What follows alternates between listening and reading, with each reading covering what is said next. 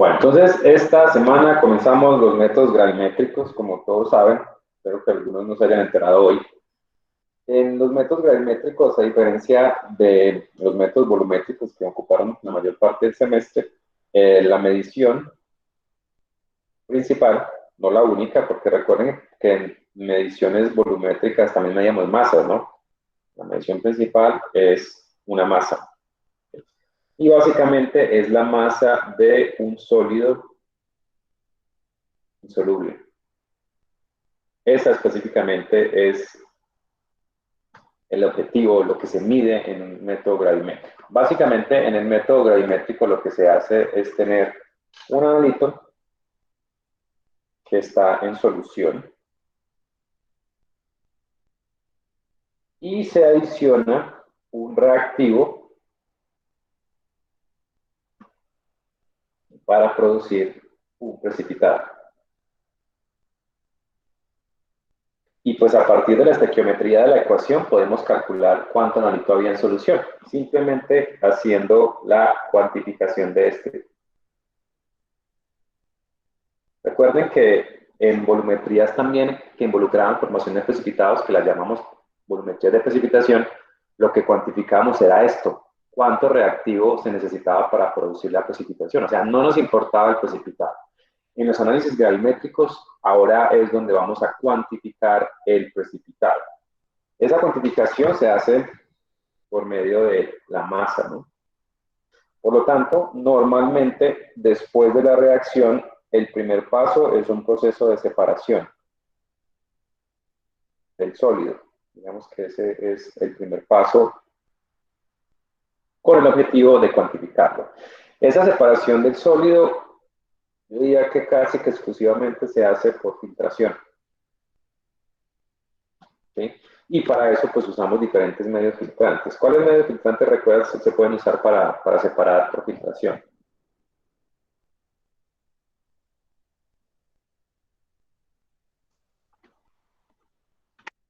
Sí, buenas. Pareciera que no me escucharon. Profe, es que se le cortó, ¿puedo volver a repetir? Ah, sí, le estaba preguntando que qué medios de filtración se utilizan normalmente para filtrar, ¿no? Para separar sólidos. Papel filtro. A ver, Papel filtro. entonces el clásico, un papel filtro. Pero tiene que ser una Bueno, ¿qué más medios se pueden usar? Eso decía que un crisol de porcelana, una cosa así. Crisol, es cierto, un crisol de porcelana. De óxido de aluminio. También, bueno, aunque los crisoles Goch en general son crisoles de porcelana. También hay crisoles de vidrio. Profe, y un filtro de fibra de vidrio. Bueno, entonces eso sería un filtro de fibra de vidrio. Cada uno de ellos tiene una característica diferente. Pero el propósito básicamente está en que estos medios filtrantes deben tener una característica especial y es el tamaño del poro, ¿no? Es la primera clasificación que se hace. Significa que es el tamaño de la partícula más pequeña que lo atraviesa, ¿no? Bueno, más pequeña no, más grande, al contrario, la más grande, ¿no? Que lo atraviesa. Sí, lo atraviesa, porque ah,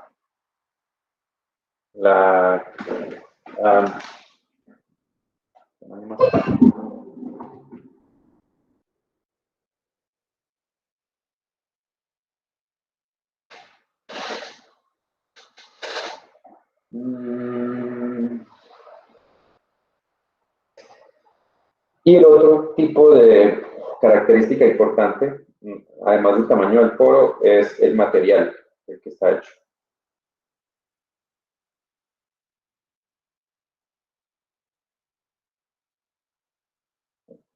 De acuerdo a la primera característica, que es el tamaño del poro, pues los crisoles, los papeles filtro y los filtros de fibra de vidrio vienen en diferentes tamaños de poro.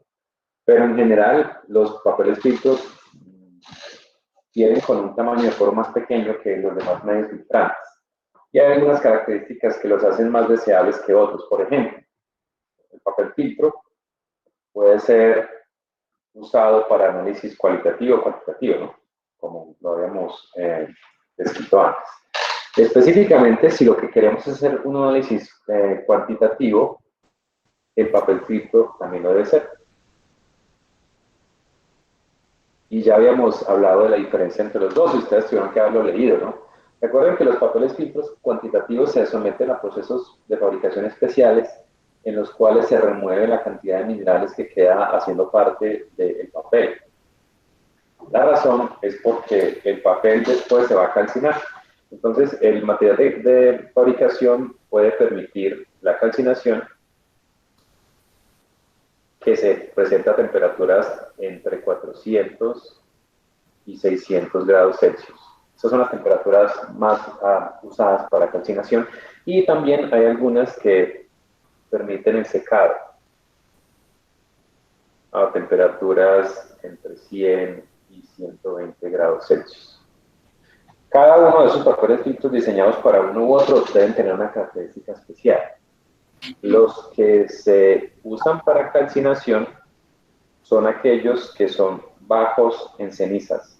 Y no es que yo los vea, pues, Sí. como que realmente es como un hincha, como cuando son fans a un equipo, por la pasión, no sé, y es lo que me pasa a mí con el equipo. Pensé que era una pregunta, pero creo que Camila tiene el micrófono abierto y estamos escuchando un debate emotivo por allá. Un debate emotivo. No, aprovechando que El profeta ilusionado ahí escuchando. yo creo que yo pensé que era una pregunta, por eso estaba muy atento, pero después, bueno, etcétera, ¿no?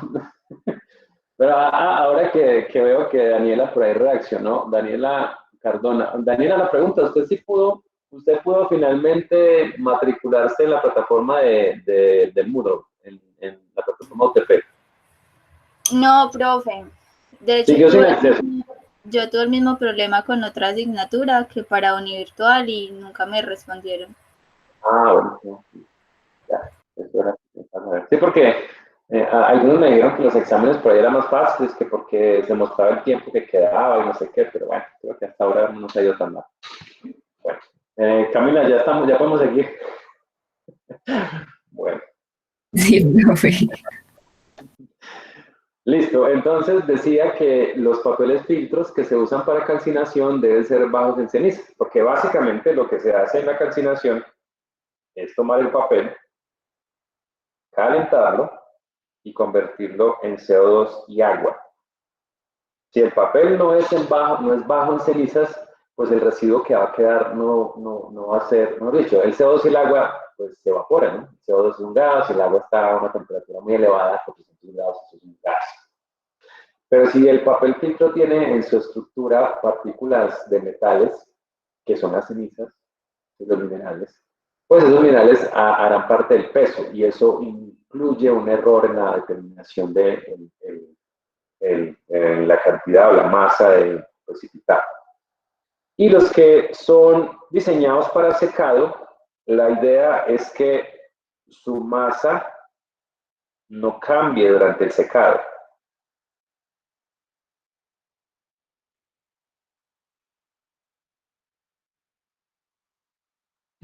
Los materiales bajos en ceniza son de papel y normalmente los que cumplen con la condición de que la masa no cambie durante el secado son los de fibra de vidrio.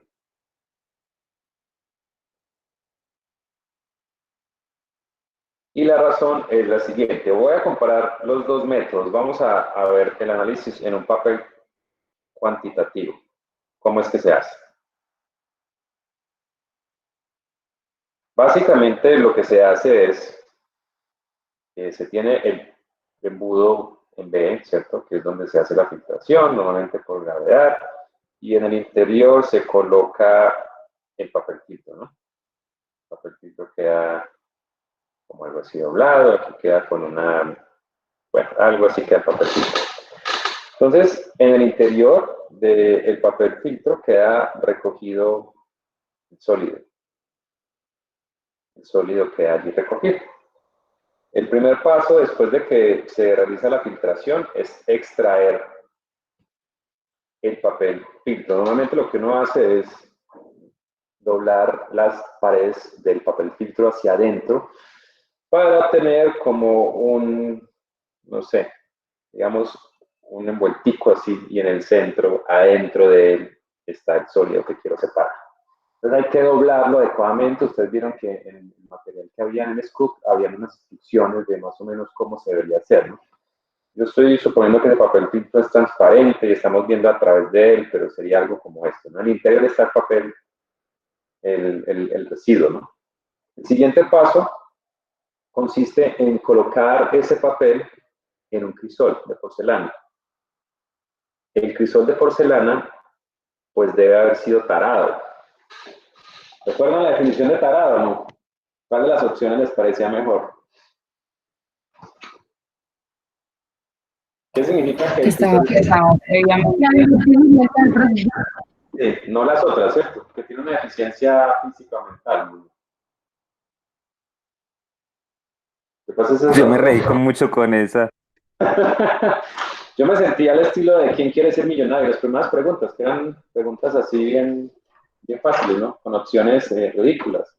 Ahí traté de, bueno, etcétera. Entonces, el peso tiene que conocerse, ¿no? El peso inicial. Y esto es importante. Yo lo voy a llamar simplemente peso V, ¿no? De peso inicial. Lo que se hace entonces es transferir ese conjunto de papel filtro al interior. Ah, me va a tocar como darle vuelta, ok. Voy a dar una vueltica y lo coloqué adentro, ¿no?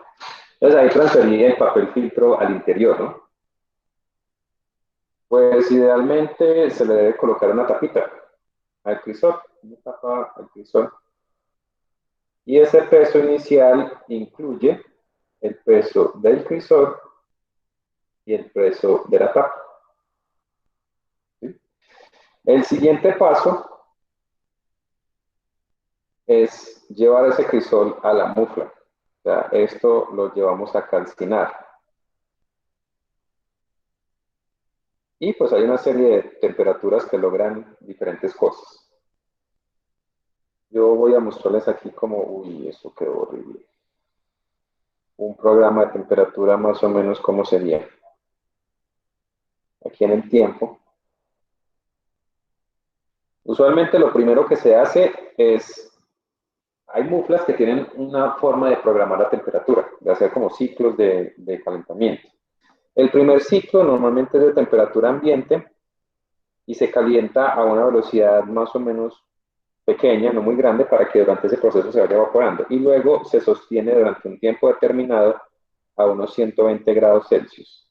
El propósito de esta primera rampa es el secado. Es decir, es para que el papel, pues que está humectado porque se filtró una solución líquida en él, se seque. Luego se sube la temperatura también a una velocidad más o menos controlada hasta unos 400 grados Celsius y se sostiene durante un tiempo allí. La idea de esa primera calcinación es hacer que el papel filtro se comience a quemar. ¿Qué pasó con mano libre? Algo pasó acá. Yo quería... Esto. Listo. Me tocó correrlo un poquito porque no me va a caber.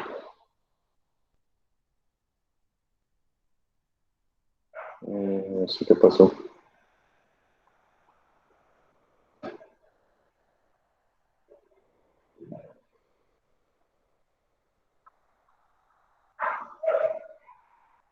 Vamos a poner acá el ciclo de calentamiento ahora sí. Bueno, entonces se mantiene durante un tiempo a 400 grados Celsius con el propósito de quemar el papel. A esa temperatura es que ocurre la reacción en la que el papel, la celulosa, se convierte en CO2 y agua. Y luego se sube a otra temperatura, normalmente de unos 600 grados Celsius, y se mantiene durante un tiempo con el propósito de completar la combustión de lo que hay adentro. Es decir, que materia orgánica y todo lo que haya ahí se convierta en CO2 y agua. Y luego, pues simplemente viene el enfriamiento.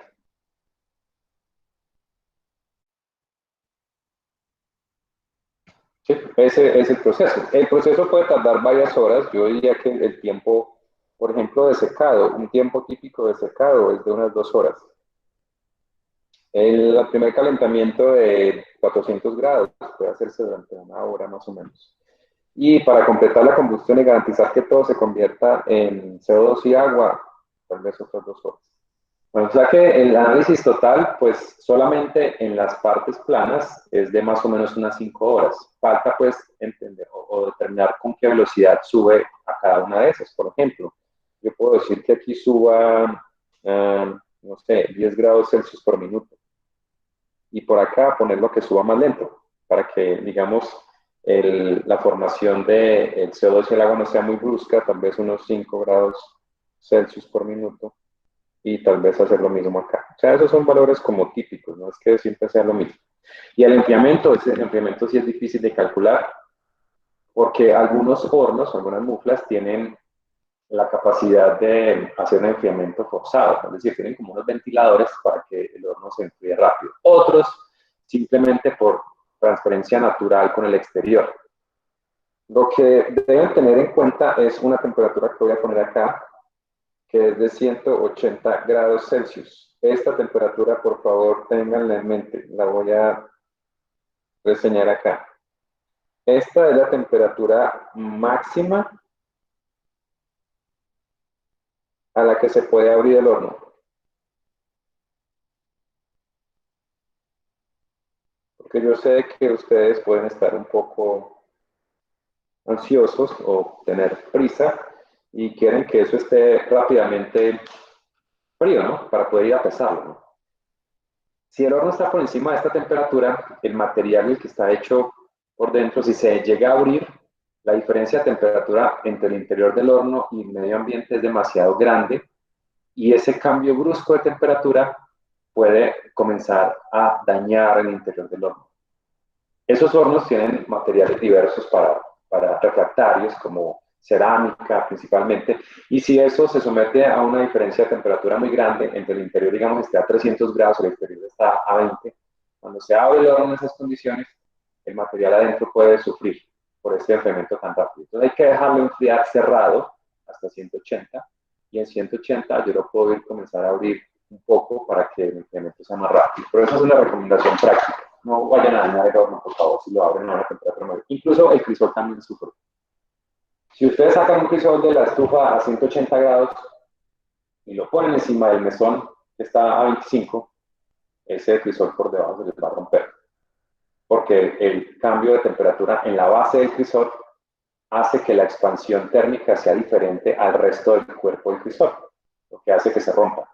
Entonces, tengan mucho cuidado en manipular este tipo de materiales. Pues, no lo vamos a poder hacer, algún día ustedes lo harán, pues, de lo que les hablaba ahora, que no se van a hacer estos laboratorios, hay algunas propuestas para que durante el transcurso, tal vez del final del próximo semestre, cuando se puedan hacer ya pues reuniones o clases presenciales, se les ofrezcan algunos laboratorios de esos que dejaron de ver. Pero pues todavía eso está apenas un proyecto de propuesta. Pero pues, la idea es que en algún momento ustedes lo van a hacer y no se vayan a tirar la mufla.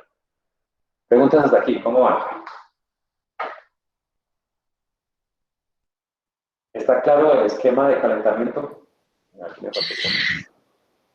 Profe, yo tengo, Sí. por ejemplo, si nosotros hubiéramos hecho el laboratorio, o sea, si nos hubiera alcanzado el tiempo, porque según lo que usted dice, nos hubiéramos demorado 5 horas y el laboratorio es de 4. Bien. Eso se soluciona muy fácil. Ustedes al final del laboratorio, digamos tipo 5 de la tarde, 6, esto se coloca dentro de la mufla y esa mufla se puede programar en estas rampas. Creo que esa mufla que en el laboratorio se permite estas 3 rampas. De forma que el pesado tenía que hacerse el otro día, para que estuviera completamente frío. Entonces, esa es la condición.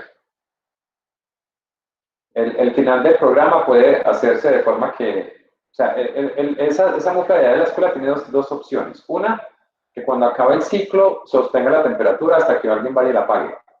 Y la otra es que cuando termine el ciclo se apague. Y entonces, cuando ustedes llegan al otro día, pues está fría, ¿no? El problema incluso si ustedes se programan, digamos, pues son 5 horas más los tiempos de las rampas, eso da tal vez unas 8 horas, no sé. Puede ocurrir que la siguiente mañana, a las 8 de la mañana, la temperatura todavía está en 200 grados. Incluso eso es un poco mejor, porque ¿cuál es el problema? Si el horno se enfría completamente durante la noche, digamos que llega a las 4 de la mañana a temperatura ambiente. Cuando ustedes lleguen a las 8, 9 o a mediodía a hacer el pesado, ese crisol estuvo expuesto a una temperatura ambiental, a la humedad del aire, entonces puede absorber agua. Entonces, recuerden que lo ideal es que cuando se saca algo de la estufa a temperatura de secado, unos 100 grados, se lleva al desecador, para que en su proceso de enfriamiento no absorba agua del aire. Entonces, si la mufle se apaga y llega a temperatura por debajo de esa durante mucho tiempo, pues hay que volverlo a secar un poquito, porque si no absorbe humedad. Pero sí, el análisis se haría al otro día, porque es imposible pues, que se enfríe completamente durante el tiempo del análisis. ¿Sí, Valentina? Sí, profe, gracias. Bueno, entonces, supongamos que ya se completó el tiempo y se enfrió. ¿Cómo va a ser la apariencia de este crisol? A ver, yo voy a copiar este crisol. ¿Qué sucede al final del calentamiento? Pues, en teoría, todo lo que sea papel filtro tuvo que haber desaparecido. Yo creo que es más fácil que lo borre todo y dibuje en el fondo un material. Bueno, el papel filtro ha desaparecido, ¿no? Y en el fondo debería quedar el precipitado. Entonces hay una condición muy importante para que este método sea posible de aplicar. Y es que este sólido debe ser resistente o termoestable. Significa que aguante el proceso de calcinación sin modificar esa característica. Y aquí es donde vienen las dos aplicaciones que varíamos de gravimetría, ¿no? Que uno era el análisis de cloruros y el otro el análisis de sulfatos. Resulta que los dos no se pueden analizar por este método, únicamente el sulfato. ¿Por qué? Recuerden que el precipitado en la práctica de sulfato es un sulfato de bario, ¿no? Eso es lo que se precipita. El sulfato de bario no modifica su masa cuando se calcina a 600 grados. Mientras que el nitrato de plata es sensible. Este no se puede calcinar porque se descompone parcialmente. Recuerden que la plata se puede oxidar, en este caso reducir a plata metálica. Entonces, el precipitado de cloruro de plata no se puede tratar por este método, porque él no resiste el calentamiento, se transforma en otra cosa. Entonces, el sulfato sí, si el sulfato está a 600 grados, su masa sigue siendo la misma. Entonces, al final del proceso de calentamiento, en teoría, deberíamos tener en el fondo solamente el sólido. Pues lo dibujé negro como contraste, pero de hecho, si ustedes observan, abren el crisol y observan por dentro y está negro, significa que la calcinación no fue efectiva. ¿Qué podría darle la coloración negra a ese residuo? Si es negro, cuando uno destapa el crisol. ¿Por qué creen que es negro? El carbón. ¿Por el carbón de dónde? No es porque se pasó la temperatura y la muestra pasa a carbón. Sí, pero ¿de dónde viene ese carbón? Porque pues se supone que ustedes... En el carbón del papel filtro. Exactamente. El papel filtro, pues recuerden que tiene carbono, ¿no? Eso es celulosa. Entonces, si la calcinación no es adecuada, ¿cuándo no es adecuada? Cuando es muy rápido o cuando no hay suficiente oxígeno. ¿Sí? Si se calcina muy rápido, es posible que se generen partículas de carbono. Y esas partículas de carbono se van a ver al final, ahí, negro. Si es el caso, hay que volverlo a poner a la mufla. Y en algunos casos, como ustedes leyeron en la guía, hay que adicionar ácido para garantizar que ese carbono se convierta a CO2 y agua. Porque hay un problema y una interferencia que puede tener el carbono. Y es que ese carbono puede tomar el sulfato y reducirlo a sulfuro. Puede ocurrir esta reacción. Bueno, el carbono se da como CO2. Entonces, en lugar de tener sulfato, tenemos sulfuro. Y si se forma sulfuro, pues es una interferencia, porque es que la masa atómica de los dos es diferente, la masa molecular. Entonces, se supone que estamos pesando pero una porción puede estar convertida en este. Entonces, el papel filtro produciendo partículas de carbón, eso es indeseable.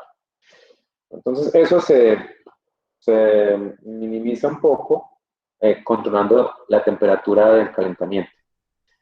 Algunas muflas no permiten hacer varias rampas, por ejemplo, no permiten hacer un proceso como este. Entonces, incluso hay que hacer algo como, mejor dicho, hay muflas que no son programables, que simplemente se les coloca que esté a 600 y listo.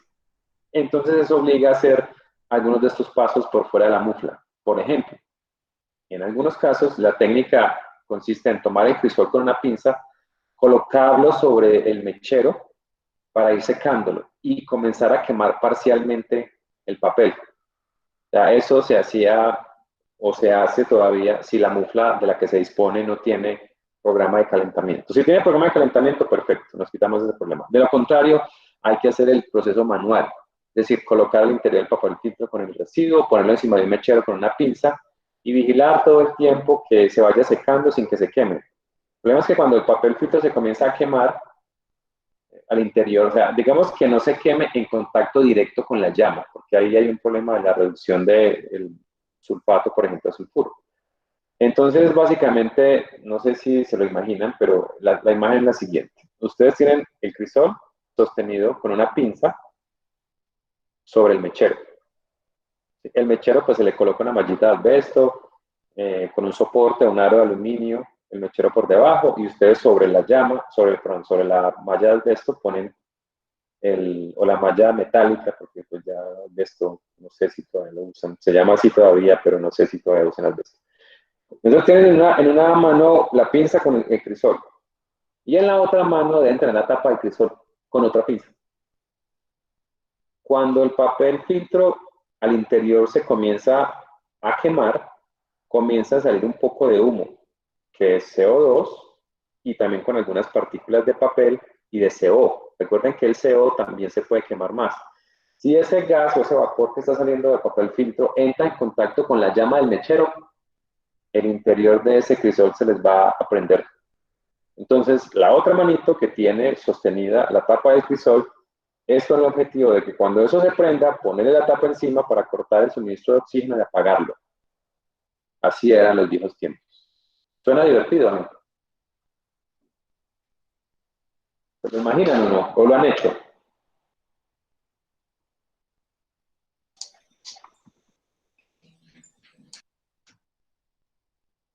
Bueno, yo voy a ver si hay alguna imagen o un video en la que...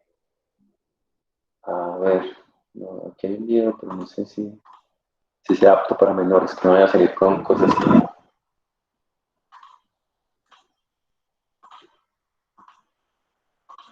Ah, no, esta técnica no está muy... Vamos a ver si encuentro aquí en un video de estos. No, no parece que hubiera... Pero bueno, es como se hacía en el mechero. Pero la mufla de la escuela, la del laboratorio de analítica, tiene rampa, o sea que se puede hacer esto. Bueno, entonces al final, lo que nosotros tendríamos, y lo voy a llamar aquí, se pesaría completo y tendríamos el peso final, ¿no? Voy a hacer aquí un resumen de los datos que tenemos experimentales. Datos para los cálculos, ¿no?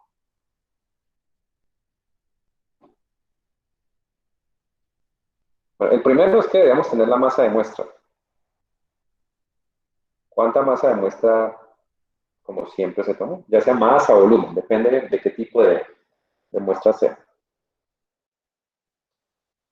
tenemos el peso inicial, que recuerden que el peso inicial era la masa del crisol más la masa de la tapa, ¿no? La tapa del crisol. Y tenemos el peso final, que sería la masa del crisol más la masa de la tapa más la masa del precipitado.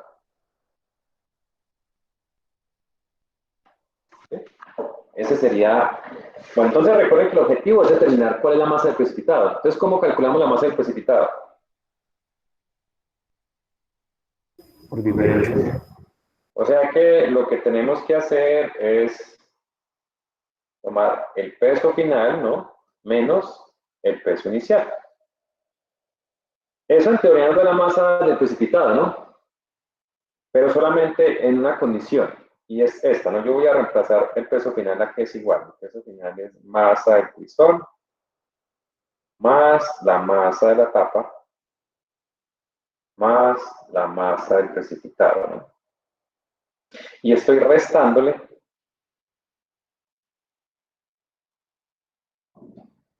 el peso inicial, que sería la masa del crisol, bueno, aquí menos, más la masa de la tapa.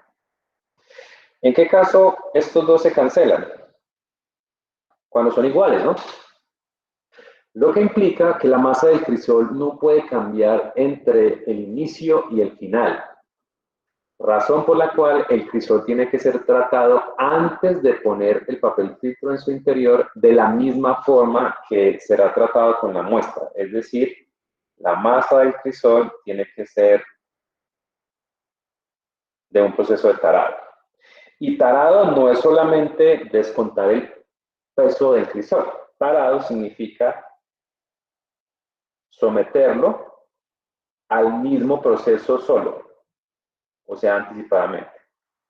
Es decir, que el crisol tiene que calcinarse a 600 grados primero. Porque puede ser que si el crisol tiene algunas partículas de materia orgánica o tiene humedad y lo pesamos de esa forma, la masa de estos dos no va a ser la misma. Porque el crisol inicialmente tenía materia orgánica y agua. Pero al final eso se quemó y perdió peso. Es decir, que estos dos no van a ser iguales. Y entonces ya comenzamos a meterle errores allá.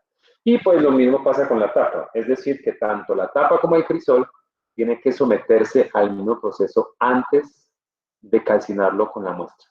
Entonces, esos crisoles, y aquí también complementando la respuesta para Valentina, tendrían que haberse calcinado antes del laboratorio.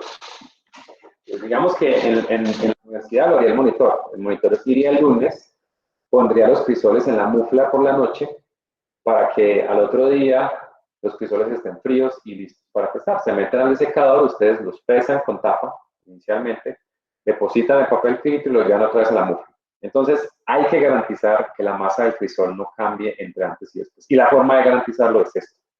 Hay que someterlo al mismo proceso que va a ser sometido con la muestra antes de usarlo.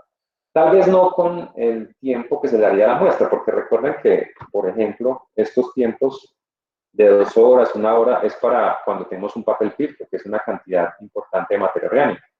El crisol puede someterse al mismo, tal vez acortando esto, pues el crisol no está completamente mojado, podemos poner esto, no sé, 20 minutos, aquí ponerlo 1 hora y aquí media hora y listo. Pero hay que ponerlo en el mismo proceso, ¿no? Si tenemos tiempo, pues con los mismos tiempos, pero en general que llegue al menos a la temperatura de calcinación por al menos media hora. Esto garantiza que lo que haya para quemarse en el crisol se queme y que cuando lo pesemos como peso inicial, esa masa no va a cambiar después del análisis. ¿Sí es claro eso? Porque hay que pararlo y someterlo al mismo proceso. Sí, profe. Listo. Entonces, supongamos que ya tenemos la masa de precipitado, ¿no? Restando esos dos pesos. ¿Cuál es el precipitado? Específicamente para el análisis de bario, ¿no? En general, el análisis de bario es este, ¿no? Tenemos, por ejemplo, una muestra que tiene sulfato de magnesio, ¿no? Cuando esto se disuelve en agua, pues el sulfato de magnesio es una sustancia iónica, tenemos iones sulfato, iones de magnesio, etc., ¿no? Pero en general podemos plantear la reacción de esta forma, ¿no? La fuente de bario es cloruro de bario, ¿no? El cloruro de bario es el que se va a usar como fuente de bario. Y esto nos daría el precipitado de sulfato de bario, y sólido, ¿no? Más en solución quedarían los iones magnesio y cloruro, ¿no?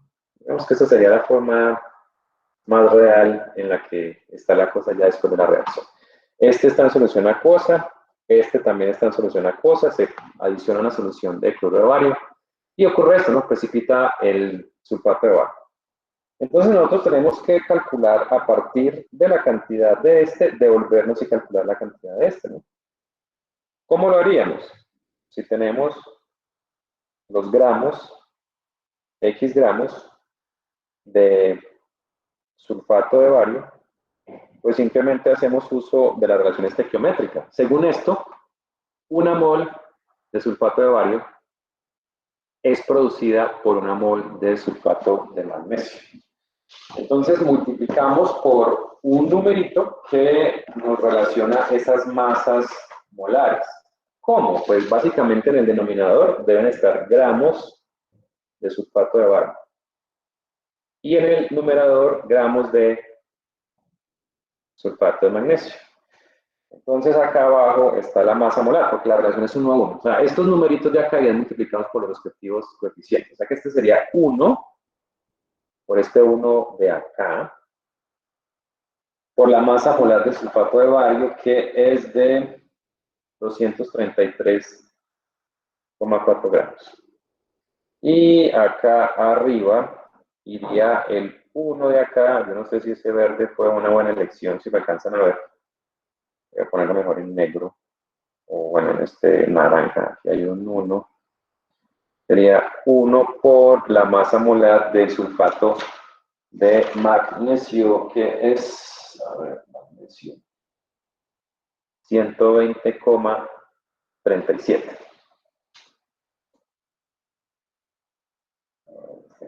120,37 gramos.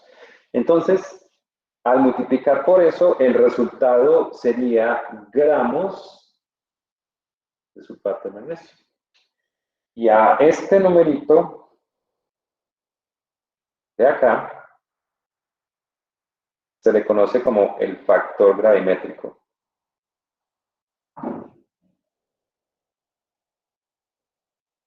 Entonces, el factor gravimétrico es simplemente una relación entre, en el numerador, la sustancia en la que yo quiero expresar el resultado, y en el denominador, la sustancia que se precipitó, o la forma en la que se precipitó el analito.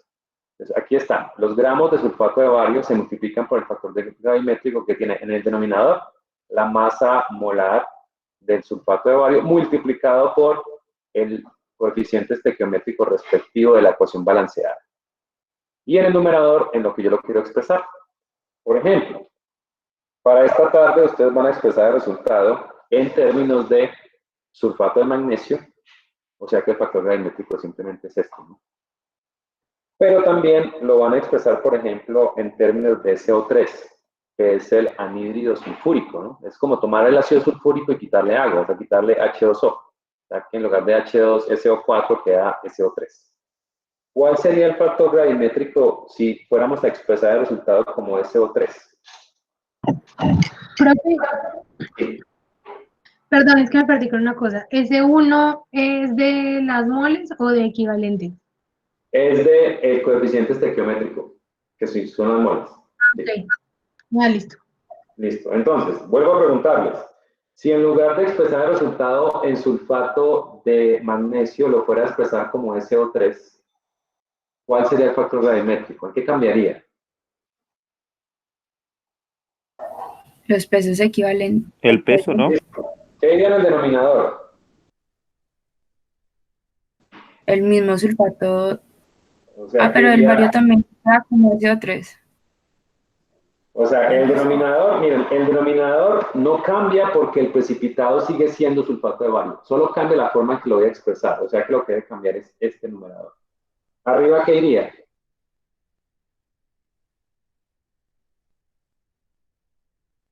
el peso del SO3 no, Listo. multiplicado por el coeficiente estequiométrico. ¿Y cuánto sería? A ver, yo les doy el del SO3 y ustedes me dicen el coeficiente estequiométrico. A ver, SO3, ¿dónde está SO3? Lo perdí a 80,06.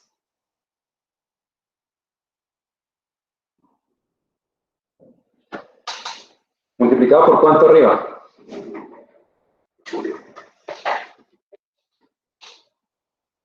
¿Ideas? Bueno, recuerdan lo que hacíamos cuando, a ver, yo quiero hacer esta transición. Tengo este, ¿no? Y este lo convertimos en este, ¿no? ¿Cuál es el elemento de enlace entre esos dos? Entre el sulfato de magnesio y el sulfato de bario. ¿Qué tienen en común? El sulfato. El sulfato. O sea que, ¿cómo es entre ellos? 1 a 1, ¿no? ¿Sí o no? Bueno, ahora, Sí. ¿qué tendría en común el SO3? El sulfato. El azufre. El Eso, azufre. el azufre. O sea que, ¿cuánto es? 1, ¿no? Porque ¿cuántos azufres tiene cada uno? 1. 1, o sea que aquí simplemente es por 1. ¿Sí? Entonces, básicamente es ver el elemento de enlace que hay entre cada uno. La próxima semana, porque mañana vamos a terminar con lo de complexometría, la próxima semana haremos más ejercicios de estos métodos gravimétricos y habrán cosas como reacciones en serie y en la que tenemos que asignar el factor estequiométrico o el coeficiente estequiométrico con base en el elemento de enlace entre cada uno. Pero básicamente lo que se hace. Por ahora, el factor gravimétrico, si se va a expresar como trióxido de azufre, es este. Denominador, recuerden, es el mismo. O sea, a lo que me refiero es a esto. Supongan que tienen los X gramos de sulfato de bario, porque el precipitado no cambia. En el denominador iría la masa molar por 1, ¿no?, del sulfato de bario. Y en el numerador irían los 80,06 gramos de CO3. ¿El resultado en qué nos daría? Pues el resultado da en gramos de CO3. Faltaría pues el último paso, que es dividir por la masa de muestra por 100, y ese es el porcentaje. Entonces, aquí está la definición del factor gravimétrico, y los factores gravimétricos que necesitamos por ahora son básicamente 4, ¿no? El primero es, si vamos a expresar el sulfato como sulfato de magnesio, es este. ¿Sí? Los gramos que nos dé de precipitado, que se obtuvieron de la resta entre la masa final menos la masa del conjunto vacío, del crisol vacío, esa es la masa de precipitado. ¿Qué precipitado es? Sulfato de bario.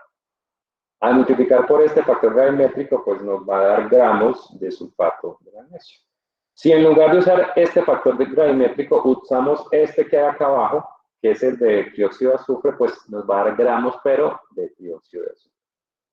Ahora quiero que hagamos el mismo ejercicio, pero con el otro análisis, que es el análisis de cloruros. El análisis de cloruros tiene dos cosas diferentes. Primera, nuestro analito, supongamos que es cloruro de sodio, ¿no?, que está en solución acuosa. ¿Cuál es el reactivo que se va a usar para precipitar el cloruro? Ya lo usamos antes, ¿no? ¿Cuál es? Nitrato de plata. Plata de plata. Nitrato de plata. ¿Qué ocurre? ¿Qué se forma? Cloruro de plata. Listo. ¿Y qué más queda en la solución? El Pues, sodio. Queda Pues queda- el sodio. ¿Qué más queda? Y el ion nitrato. Y el nitrato, ¿no? El nitrato queda ahí en solución. Entonces, cuando se separe por filtración, el precipitado será cloruro de plata. El método para separar el precipitado es un poco diferente en cuanto a que nosotros no podemos calcinar el cloruro de plata. Por ahora yo quiero que definamos el factor gravimétrico y ya les voy a mostrar pues cómo se haría, ¿no? ¿Cuál sería el factor gravimétrico? ¿Cuál es la sustancia precipitada? ¿Qué se precipita? Cloruro de plata. Cloruro O de sea que plata. tendríamos una cantidad de X en gramos de cloruro de plata, ¿no? Ahora, yo les pregunto cuál es el factor gravimétrico. Lo primero que ustedes deben contestar como una pregunta es, ¿y en qué lo vamos a expresar? ¿Cierto? Porque eso define lo que va en el numerador. Supongamos que lo vamos a expresar como cloruro de sodio. Entonces, en el denominador iría la masa molar del cloruro de plata, que es de 143. 133.32. 32, ¿no? Y en el numerador, en lo que lo vamos a expresar, si lo vamos a expresar en cloruro de sodio, pues en el numerador debe ir la masa molecular del cloruro de sodio. Y la relación es de 1 a 1 porque la relación estequiométrica es de 1 a 1. Por ejemplo, si lo fuéramos a expresar en términos no de cloruro de sodio, sino en términos solo de cloruro. Pero esto es para expresarlo como en gramos de cloruro de sodio, ¿no? Ahora, si lo queremos expresar como cloruro solo, sin el sodio, ¿qué iría en el numerador? El peso del cloro. El peso del cloro. Solamente el cloro, o sea, 35,45 gramos de cloruro. Y esto sería para gramos de cloro. Profe, sí. Yo tengo esta duda con respecto al quiz. Es que al quiz no decía en qué uno lo iba a expresar. Entonces, claro, ¿cuál de ahí decía, para el análisis de cloruro de sodio, para el análisis de sulfato de magnesio. Era de hecho ese mismo que usted acabó de hacer, el del cloruro de sodio y el cloruro de plata. Eran esos dos. Entonces, decía, para análisis de cloruro de sodio, para análisis de sulfato de magnesio, esos eran los numeradores. Y los denominados, los respectivos precipitados. ¿Sí? Bueno, entonces lo único que cambia es el factor gravimétrico, al menos en el cálculo, ¿no? Pero el cloruro tiene una condición diferente, porque como no se va a calcinar, lo que se hace es utilizar un embudo Gotch al que se le ha puesto en el fondo un papel de microfibra de vidrio, porque la microfibra de vidrio se va a permitir el secado. Entonces, el procedimiento más o menos es este. La filtración es la misma. Luego ponemos en un crisol de estos, ese crisol en el fondo tiene unos huequitos. Pero lo primero que se hace es tomar ese crisol y ponerle en el fondo, ¿eso sí parece un crisol o no? En el fondo. Sí, claro. Sí, igualito, ¿cierto? Sí, profe, muy bonito. Papel de fibra de vidrio. Es que estaba practicando mucho, haciendo dibujitos para ustedes. Entonces se pone papel de fibra de vidrio al principio. Entonces el procedimiento es de tarado. ¿Cómo es tarar un conjunto de estos? Pues hay que secarlo a 120 grados Celsius. Digamos que durante un par de horas es suficiente. Después de esto sí se pesa. Ese es el procedimiento de tarado. El cambio de material filtrante está en que nosotros no vamos a desaparecer el papel filtro, como en el caso de la calcinación de los sulfatos. Lo que vamos a hacer es secar todo el conjunto después de que hayamos atrapado en el fondo el precipitado de cloruro de plata. Entonces, esa es la diferencia importante. Ya está tarado, ¿no? Ya, ahora sí. Ya tenemos esto tarado. Ahora, el primer paso es similar al anterior, es decir, ponemos en un embudo, aquí tenemos el papel filtro, esto se coloca normalmente, a ver si yo puedo seguir haciendo alarde de mis capacidades artísticas. Bueno, lo que se hace es colocarle a esto un embudo, bueno, un empaquecito realmente, un empaque de caucho. Los empaques de caucho son negros, vamos a dejarlo negro. Se coloca sobre esto un empaque de caucho negro.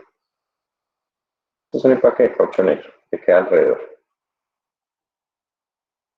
La razón está en que luego todo ese conjunto con el empaque de caucho se lleva. ¿Recuerdan esos embudos con desprendimiento lateral? Los Putner, bueno, los Putner es el filtro. Lo que hacemos es colocar esto en un Erlenmeyer de estos con desprendimiento lateral y se coloca, esto tiene acá un adaptador también de caucho. De hecho, podemos ponerlo de una vez acá. Voy a hacer algo.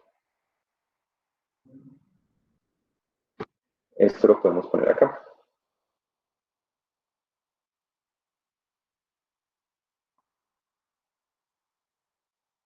Qué bonito quedó ahí. Bueno, entonces, eso es el montaje. El embudo queda colocado con ese empaque de caucho que tiene como objetivo hacer un sello de forma que cuando se haga vacío no se escape o no entre aire por los costados del embudo de filtración. ¿Sí? Entonces lo que se hace después es simplemente la solución que tiene el precipitado, aquí se vacía el contenido del beaker. Ese beaker quedó horrible, pero bueno, supongan que es un beaker, ¿no? Aquí se vacía la solución que contiene el cloruro de plata. Y después, pues aplicando vacío sobre o dentro de este recipiente va a quedar retenido el cloruro de plata. Entonces eso quedaría algo como esto.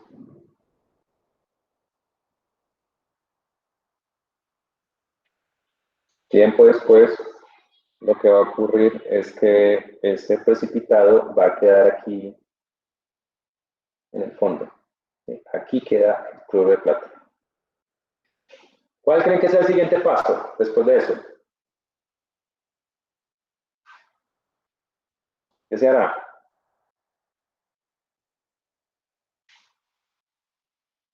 ¿Ya vamos a pesar o no? ¿Se puede seguir de esto a la pesada o no? ¿Qué creen?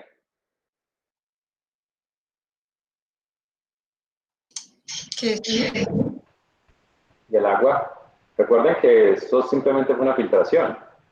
Pues entonces ahí es donde se lleva la mufla, ¿no? No, porque recuerden que no lo vamos a calcinar. Esto simplemente lo llevamos a secar. No, lo tenemos que llevar a secar a 120 grados en una estufa. ¿Para qué se seca? Pues para eliminar el agua y que al final el conjunto que pese sea solamente papel filtro, crisol y el precipitado. Por lo tanto, este peso inicial que hay acá, voy a llamarlo peso I, y este después de secado, el peso F, esto no, luego pesaje, ¿no? De forma que ahora sí la masa del cloruro de plata debe ser el peso final menos el peso inicial. Entonces la condición para que esos dos pesos restados me dé la masa del precipitado es la misma que la anterior, es decir, la masa del crisol con el filtro no debe cambiar. Esa es la razón por la cual este papel filtro es de microfibra de vidrio. Este papel filtro incluso se puede calcinar y su peso no cambia. Aquí simplemente lo vamos a llevar a 120 grados para eliminar el agua. Entonces, por eso hay que tararlo a 120 grados para que cuando se pese, este peso inicial sea solamente del crisol con el papel de fibra de vidrio que se ha colocado en el fondo. Luego, cuando se reciba el filtrado, perdón, el precipitado, se vuelve a secar para eliminar el agua que tenga. Recuerden que esto hay que lavarlo varias veces porque la redacción nos dice que en solución también quedan estos otros. En solución va a quedar nitrato y sodio. Si esos están absorbidos sobre el papel de microfibra de vidrio, cuando se seque, vamos a tener cristales de nitrato de sodio en el filtro.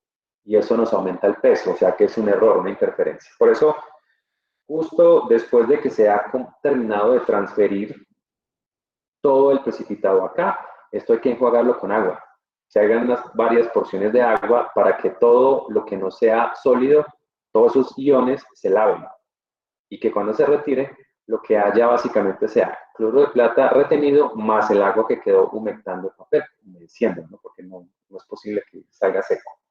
Luego se lleva a la estufa a secar y durante ese periodo de secado se supone que lo único que va a pasar es que se pierda agua que estaba en el papel filtro. Por eso el crisol tenía que tararse antes sometiéndolo al mismo proceso de secado para que no vaya a perder peso en este instante y de forma que esta diferencia en peso sea estrictamente la masa de cloruro de plata. Y pues ahí está en resumen lo que se da en el laboratorio. Entonces, por favor, deleítense con mis dibujos, ahí está el proceso. Encontré ayer un simulador. No sé qué tan divertido les vaya a parecer, pero este es un simulador. Voy a dejarles el enlace por ahí, si lo quieren ver. Y lo que voy a hacer es, en este momento, voy a seguir lo que describe la práctica 26, que es para el análisis de cloruros. Esto es lo último. Profe, ¿y es gratis? Sí, este tiene una versión gratuita. Esta es básicamente, pues yo le voy a pagar. La versión en la que uno puede modificar cosas y todo eso vale como $130, algo así. Y está en español. Pero entonces, este software nos permite hacer esta práctica específicamente, análisis gravimétrico de cloruros. Entonces, voy al procedimiento de la guía en la parte 3.1. Dice, poner a secar un horno, ya puse eso a secar. Necesitamos una balanza, ¿no? Entonces, por aquí yo puedo, una balanza de precisión. Aquí tenemos una balanza. Necesitamos que una placa de calentamiento. A ver, placa de calentamiento. Vamos a poner lejos de la balanza por acá. Listo. Entonces, primero dice, dejar enfriar en el secador, pesar en balanza analítica 0,5 a 0,6 gramos de la muestra, ¿no? Entonces, yo necesito un video de reloj para hacer esa pesada. Lo pongo acá. Ese video de reloj pesa 10 gramos, ¿no? Yo puedo tararla o trabajar así. Voy a clic derecho y balanza en 0. Entonces, ahí están los 0 gramos. Ahora, voy a colocarle al interior más o menos 0,5 gramos de mi muestra. Entonces aquí se hace con clic derecho, reactivos, y aquí está la lista de reactivos. Necesitamos nuestro cloruro desconocido. Realmente es una muestra pura de un cloruro desconocido. Y le voy a poner 0,55 gramos. 26, supongamos que eso es lo que se pesa en la balanza, ¿no? Aquí está, si quieren, hacemos aquí el proceso completo. Entonces anoten el peso. No sé si me alcanzan a ver, esto no permite hacer como zoom, pero dice 0,5526 gramos de muestra. Tomar nota de eso, por favor. Estamos en laboratorio, ¿eh? 0,5526 gramos. Necesitamos transferir eso según esto, a ver, colocarlos en un beaker de 250 mililitros. Entonces vamos a vaso de precipitado. Necesitamos uno de 250. Aquí está. Y lo vamos a poner ahí. Entonces esto es ponerlo acá arriba y con clic derecho, verter. Ya se transfirió al beaker. Lo podemos poner por acá. ¿Sí? Vamos a rotular, vamos a hacerlo correcto, no vamos a rotularlo. Entonces, pongámosle a esto mueve, de muestra, no solamente permite 3 métricas. Ya estoy practicando. Ahí está la muestra. Bueno, entonces voy en 3.2. Rápido, ¿no? Luego dice, añadir 50 mililitros de ácido clorhídrico 1,19. Y aquí pues me voy a detener un momento para que charlemos del significado de eso, ¿no? A ver, aquí voy a poner análisis de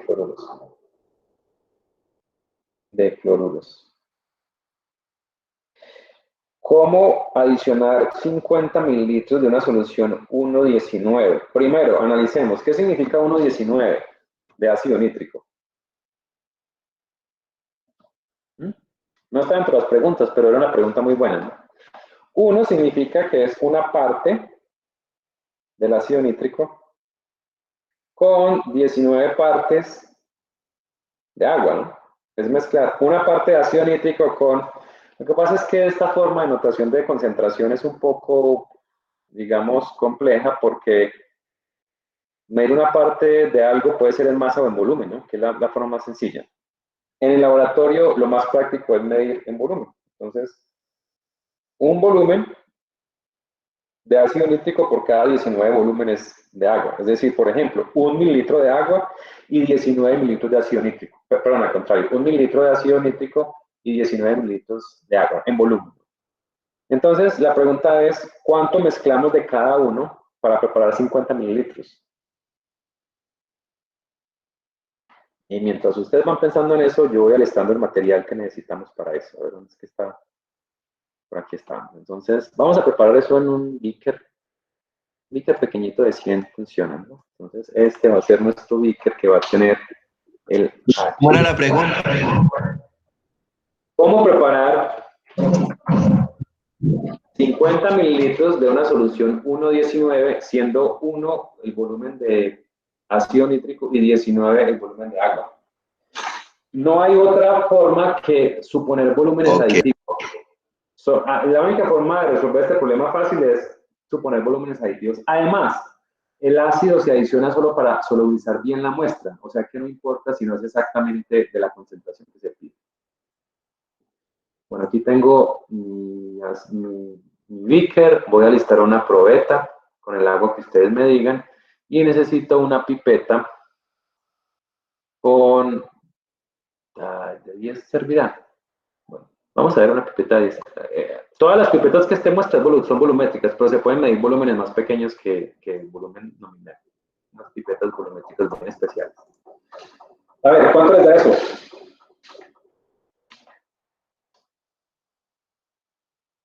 Nuevamente, la pregunta es, ¿cuántos mililitros de agua y cuántos de ácido nítrico mezclo para obtener 50 mililitros de solución 1,19?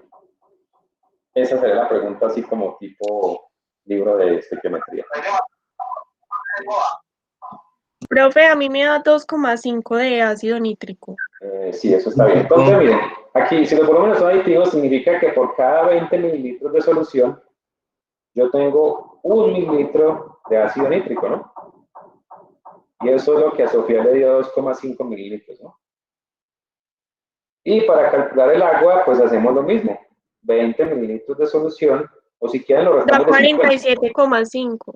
Y aquí serían 19 mililitros de agua. Y eso da 47. La otra forma era calcular el ácido y restárselo de 50, ¿no?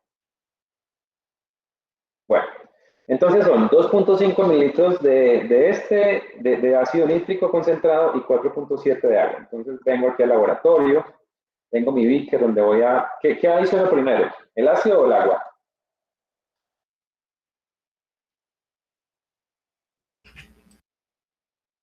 El agua. Primero el agua.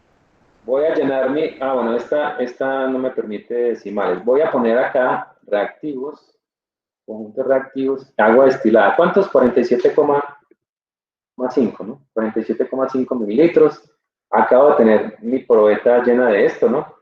La voy a verter acá. Van a ver esta operación. Bueno, voy a deshacerme de esto de acá, de las instrucciones para que vean un poquito mejor. Creo que es esto, sí, listo. Entonces voy a transferir el agua a mi beaker donde tengo la solución. Y miren qué belleza como lo vierte allá. ¿Sí? Voy a poner mi probeta por acá y ahora voy a adicionar desde acá ácido, entonces pongo reactivos y busco el ácido.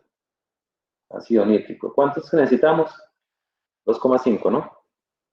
Sí, profe. 2,5 mililitros. Aquí pueden ver que ya tiene el ácido, un ácido blanco muy bonito. Y lo vamos a verter. Bien, aquí aumento el volumen. Ponemos la pipeta por acá, esperemos que no se canse la mano de sostener la pipeta. Y vamos a agitar esto un poquito, ¿no? Entonces hay una varilla de agitación. Luego, ¿qué hacemos? Pues ahí hay 50 mililitros más o menos, se lo adicionamos allá, ¿no? Entonces, vamos a verter esto acá. Lo corremos ahí. Y vamos a agitar. Esto ya no necesitamos por acá. Entonces aquí está agitando, ¿no? ¿Voy en dónde? Voy en 3,4, ¿no? Ah, no, en 3,3. Dice añadir 50 minutos y calentar. Hay que calentar. Entonces vamos a poner esto en la estufa. Y aquí vamos a aumentar el calor. Y dice agregar agua destilada hasta completar un volumen de 150. Aquí tenemos más o menos 50, entonces vamos a, con la misma probeta, a agregar otros 100 mililitros de agua, ¿no? Que es el volumen máximo, mientras agitamos, a ver dónde está. Pongamos la agitación a esto. Ahí se está agitando, ya está como huyendo. Y ahí estamos vertiendo esto.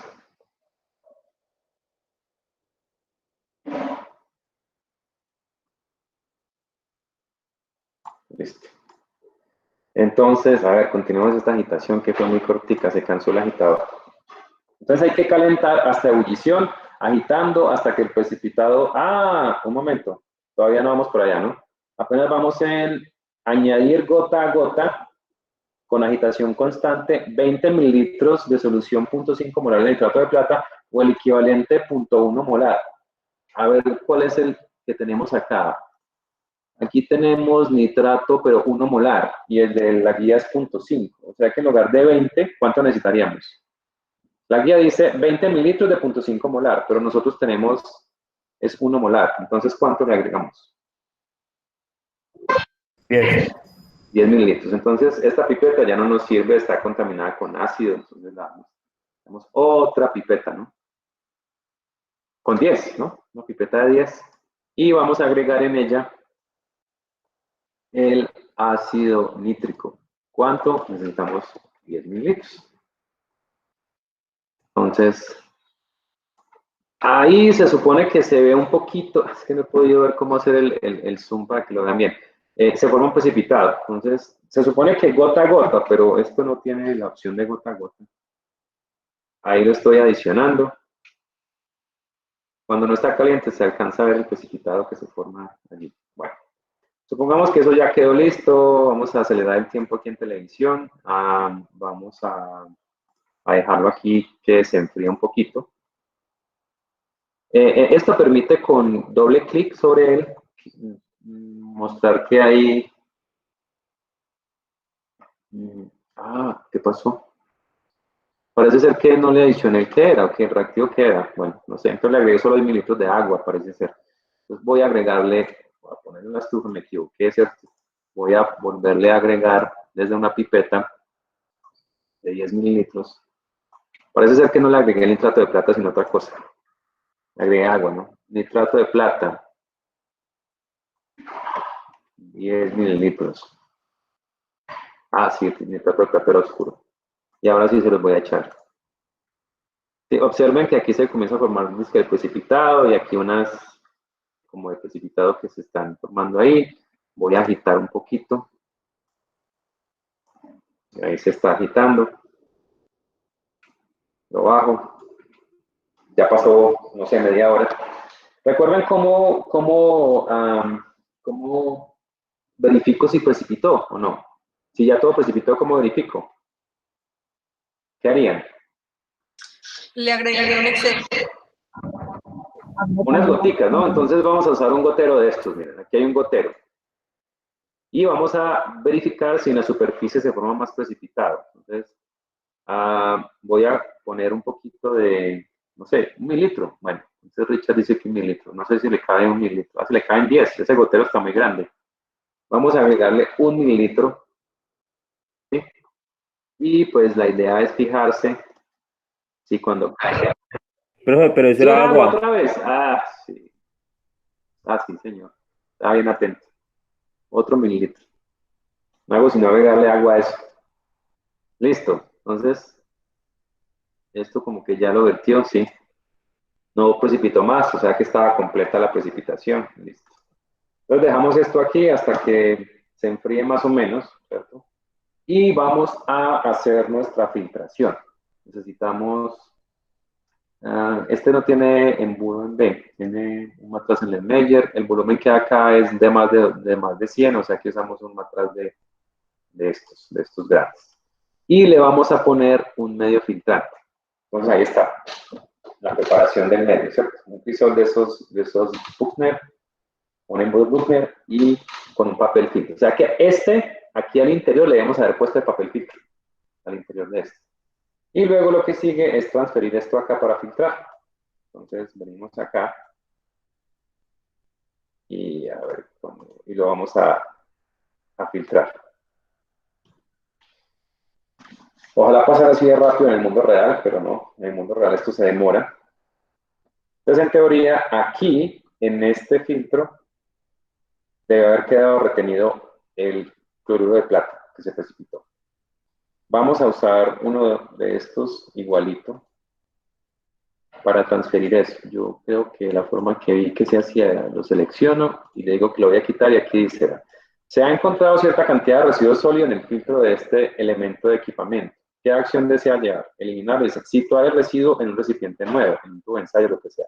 Lo vamos a llevar a un vidrio de reloj. Resulta que todos los vidrios de reloj de ahí pesan lo mismo. Es bastante conveniente. Entonces aquí pueden ver que está el video reloj. Yo podría haber tenido el otro que lo ataría acá, ¿cierto? Digamos que estos no son iguales. Y pues voy a hacer aquí algo que no haría en el laboratorio, pero vamos a ponerlo ahí. Listo. Entonces este es el otro, pero este ya lo tenemos tarado, ¿no? Que era el de 10. Y lo pongo en la balanza y tengo el peso de precipitado. ¿Sí? Entonces, anotaron la masa de muestra, ¿no? ¿Cuánto era? 0,50. 0,50. Listo. Y ahora tienen la masa de precipitado. Yo quiero que me digan qué cloruro es. Profe, ¿puede editar esa masa que no veo? Esta masa dice 1,3552. 1,3552 gramos de precipitado. Entonces yo quiero que ustedes me digan cuál es el cloruro. ¿Es un cloruro de qué? Pues la idea es que deben calcular la masa molar del cloruro. Básicamente es esto, ¿no? Voy a pasar. Entonces, ahí está el laboratorio. Fue un laboratorio bastante simple y tenemos los datos. Eso es lo que puede hacer este software. No es mucho, pero pues es mejor que nada. Entonces, tenemos la masa de muestra, que creo que fue 0,55, ¿qué? 26. 26 gramos. Y la masa de nuestro precipitado, que sabemos que es cloruro de plata, fue esa que acabo de escribir, 1,3552 gramos. Lo que queremos calcular es qué tipo de cloruro es. Profe, no hay que restarle el peso del vidrio. No, ya estaba porque la balanza estaba tarada. Mira, aquí está. Si yo la quito, aparece menos 10 gramos, que era el peso del residuo, perdón, del vidrio de reloj. Ya se lo había restado. O sea, ese peso es el peso solamente del precipitado, porque ya la balanza se había tarado con ese papel, perdón, con ese vidrio de reloj. Bueno, entonces vamos a determinar qué tipo de cloruro era. ¿Cómo hacerlo? Pues tenemos masa del precipitado, 1,3552 gramos, por, ¿qué ponemos en el denominador? El peso del El cloruro de peso plata. de la... Sí, porque es importante resaltar que esto era cloruro de plata, ¿no? O sea, el factor gravimétrico tendrá el denominador que lo tenemos por acá arriba. Ustedes lo tienen ahí. ¿Cuánto es el peso de cloruro de plata? 143.44. 144 gramos. ¿Listo? Y arriba, pues, tenemos una masa molar que simplemente la vamos a llamar M. No sabemos cuánto es. ¿Y esto cuánto nos dio? Se supone que la muestra era sulfato, perdón, ese cloruro puro. O sea que esto nos dio 0,5526 gramos. ¿Sí? Porque son gramos de la sustancia desconocida. ¿Sí? Estos son gramos de esta sustancia. Entonces, básicamente, tenemos el factor gravimétrico, es este. En el análisis de laboratorio que vamos a hacer, pues aquí lo expresamos de una vez como cloruro de sodio o como cloruro, ¿cierto? Y el factor gravimétrico tendrá el mismo denominador. Y lo que tenemos que hallar es esto. Pero acá nos están diciendo, esa masa es pura o podemos hacer algo. Bueno, yo quiero que lo hagamos de esta forma. ¿Cuánto les da la masa molar de X, de L? No sé si es claro que el compuesto era puro, por lo tanto, la masa que se obtiene de acá es la misma masa de muestra porque es puro. Hay otra forma de hacerlo, ya les voy a mostrar cómo. O sea que esto sería 0,5526 gramos por 143,44 gramos sobre 1,3552 gramos. ¿Cuánto les da? 58.49. ¿Eso qué les dice? ¿Que se trata de quién? De cloruro de sodio. ¿Sí? Listo. Entonces, otra forma de hacerlo era calcular el porcentaje de cloruro de sodio, suponiendo pues que lo vamos a expresar como cloruro de sodio, que es lo que ustedes harían con los datos de esta tabla. Entonces tenemos la masa de precipitado, que es de la resta de las masas final a inicial. Acá abajo sigue estando la masa molar de nuestro precipitado, ¿no? Y en el numerador, el cloruro de sodio. ¿Sí? Esto nos da unos gramos, ¿no? ¿Cuánto nos da eso? 1,35. 0,5521. 0,5521 gramos, ¿no? De cloruro de sodio. Entonces, ¿cuál es el porcentaje de cloruro de sodio? Sería la masa de cloruro de sodio, 0,5521 gramos, ¿no? Sobre la masa de muestra, ¿qué fue cuánto? 0,5526 gramos, y por 100. Y eso nos da el porcentaje. 99.90. Que eso sería muy cercano a lo que pasaría en un análisis de un cloruro de sodio puro, ¿no? Queremos determinar si el cloruro de sodio está puro, haríamos esto. Y ahí está el cálculo, ¿no? La otra forma, que es lo que plantea el software de simulaciones, determine qué tipo de cloruro es. Y es como lo hicimos arriba. ¿Sí? Bueno, ¿cómo les pareció el laboratorio?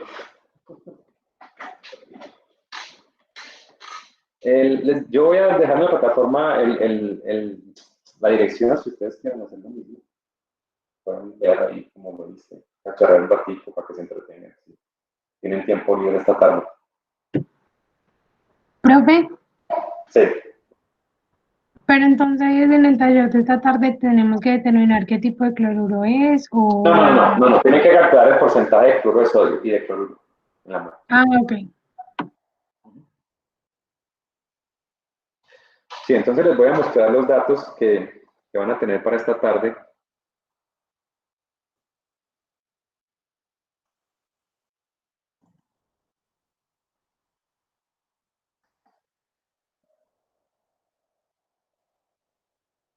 Entonces, básicamente tienen la masa de muestra, cuánta masa de muestra se tomó, la masa del crisol vacío, con tapa, ¿no? Supongo que es la tapa. La masa del crisol después de la calcinación, aquí está, es suficiente para calcular el porcentaje.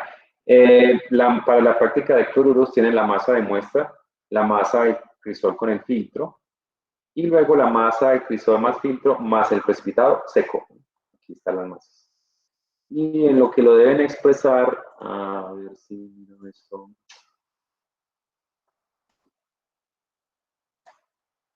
Lo deben expresar en sulfato de magnesio.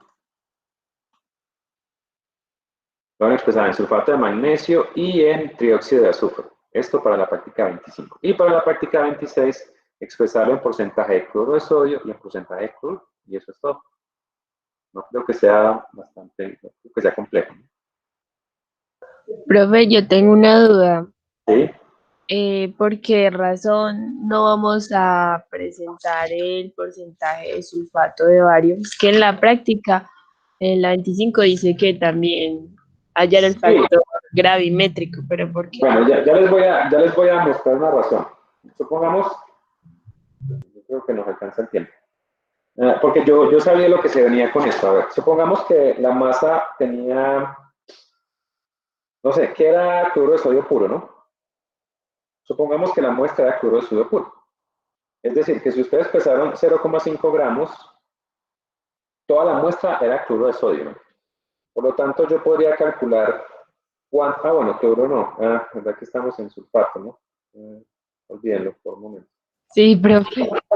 Supongamos que era sulfato de magnesio puro. ¿Sí? Es decir, que los 0,5 gramos de muestra eran de sulfato de magnesio puro. Esta es la masa de muestra, ¿no? Que también es la misma masa de sulfato porque era puro. Ahora, ¿cuántos gramos de sulfato de bario se producen? Pues usamos el factor gravimétrico, que es la masa molar de este, que ya se me olvidó olvidar. ¿Cuál es la masa molar de este?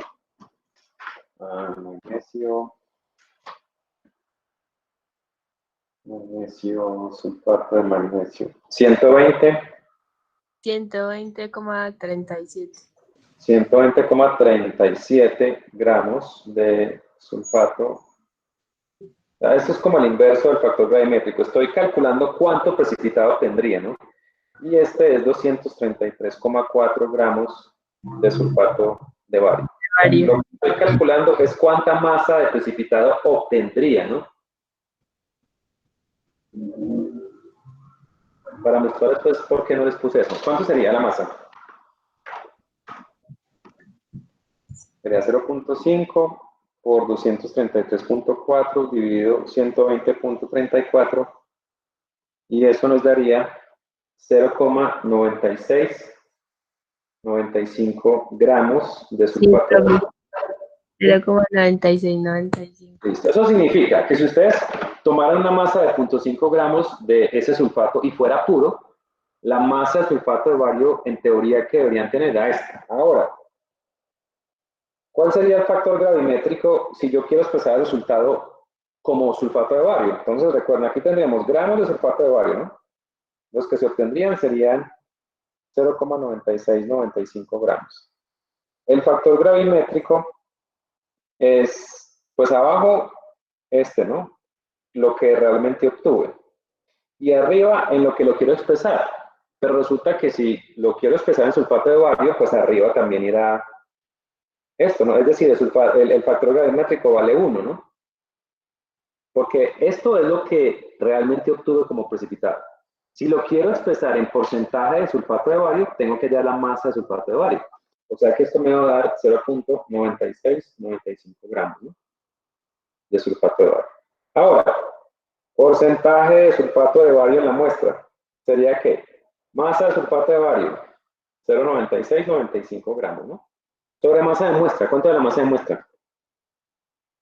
0.5 gramos, ¿no? Por 100. 0,5 gramos. Listo. Entonces, cuando ustedes terminan de hacer esa operación, yo ya iba a imaginarme ese muro de Classroom lleno de lo que sigue. Profe, ¿por qué da 193.9? Ah, eso era, ¿no? 193%. ¿Sí ven? La respuesta es simple. La muestra realmente es sulfato de magnesio. Pero si se quiere expresar como sulfato de bario, el bario es muchísimo más pesado que el magnesio. Esa es la razón por la cual daría 193%. Pero ya me los imaginaría ustedes esta tarde resolviendo el taller y preguntando, profe, es que yo tuve 193%, ¿qué pasó? Eso está mal, ¿no? ¿Cierto? Entonces, Tatiana, esa fue una de las razones por las cuales yo no quise que lo pusieran en porcentaje de sulfato de bario. Y la razón por la cual da más del 100% es porque la muestra realmente es sulfato de magnesio. Y si lo quiero expresar en algo más pesado, pues el porcentaje va a dar más del 100%. Ah, ya, profe, sí, es que a mí también me daba eso y yo lo hice con la reacción después de la calcinación, Sí. pero no entendía por qué. Sí, la razón es esa, ¿no? Porque hay una masa molar más grande que la que realmente es, ¿no? Ah, ok, profe, gracias. Bueno, entonces, como en las otras sesiones, esta tarde a partir de la 1 estará disponible el taller y ya vieron pues lo que hay que reportar. Entonces, ¿qué más preguntas tienen antes de que nos vayamos a almorzar?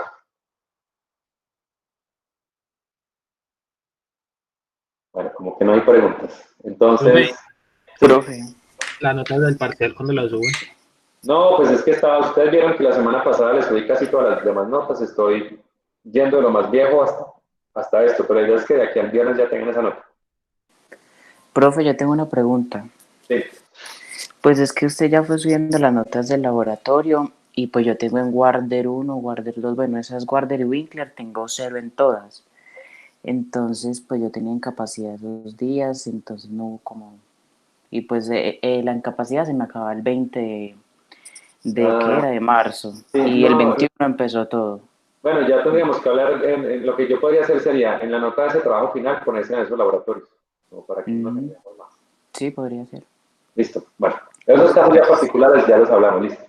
Listo, entonces, estamos en contacto, ya saben dónde colocar sus preguntas sobre el taller, justo ahí para yo contestarlos, por favor, eviten enviarme correos para que cuando yo responda todos se puedan beneficiar de las respuestas. Entonces, que les aproveche y estamos en contacto. Hasta luego, profe, gracias. Muchas gracias, profe.